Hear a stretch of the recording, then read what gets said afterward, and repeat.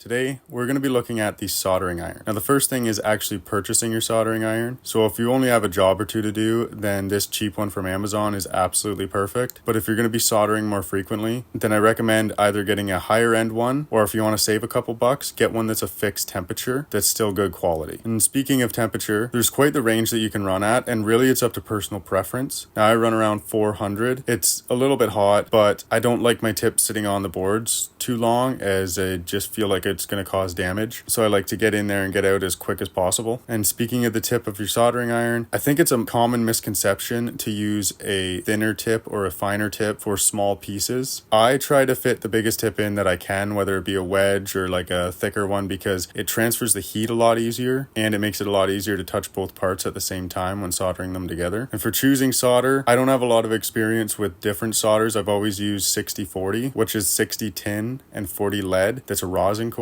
And I've had really good luck with this, and it's done everything that I need it to. But one thing to note is if you choose one that is lead free, then just remember that you got to run at a higher temperature, as it's got a higher melting point. So now you've got your iron, the tip, and the solder. Next thing is actually cleaning the tip and getting ready to solder. So if the tip's brand new, the first thing that you want to do is tin the tip, which is just getting solder on the tip. This is also how you clean it. If you get any dirt or anything, you actually just put some solder on your tip and wipe it off in either a wire brush or you use a wet sponge. So now we're ready to actually solder some wire. And even though I use the rosin core, I actually always dip my wire in flux. I don't know if it's necessary. I've just found the best luck with it. And once your wire is ready, all twisted up and has its flux on it, I tin the tip, as this also helps with heat transfer. I hold my solder on the top side of the wire and I hold my soldering iron on the bottom side. And then you'll see that I have a bit of a gap there, and that is because when you heat up solder, it actually moves towards the heat. So if I put it at the back here, I heat it all the way up. As soon as it heats up to melting point, it'll pull towards the iron, and then you pull the solder away, pull the iron away, and it will be fully soldered. If you're soldering wires together, I always spread them out before I twist them. I don't know if this is necessary, just in my mind it feels like it's making more contact. So then it's the same thing, soldering iron underneath, solder on top, let it melt through, and then you've got a nice good soldered joint. Now if you're connecting a wire to a board, then you need to heat up both pieces at the same time, and this is why I like having the thicker tip. So instead of just placing your wire on it and your solder on top of the wire and trying to heat up all the way through, I actually put my iron to the side of it so that I can touch both at the same time. I set my wire on top, and then as soon as they both melt together, lift the iron away and hold it until it cools, and good to go. Now sometimes you're going to add too much solder, and a quick way to get rid of this is just using the iron itself. So if you clean off the tip of your iron, you stick it in that pool of solder that's too much, it'll actually pick up some of it and you can pull a little bit away. If you need to take more away, then there's two main tools. First is a solder wick, and this is just a braided copper cable filled with flux. So you just set it on top of your solder, and as soon as it heats up, it just absorbs all the solder. Another way is a little suction gun. You load it up, you set it near your solder, and as soon as it heats up and melts, you press the button on the gun to suck it up and you're good to go. So there's my quick tips on soldering. If there's any that I missed, or if you have anything to add, please do in the comment section down below. I hope that you possibly learned something new, and I'll see you in the next one.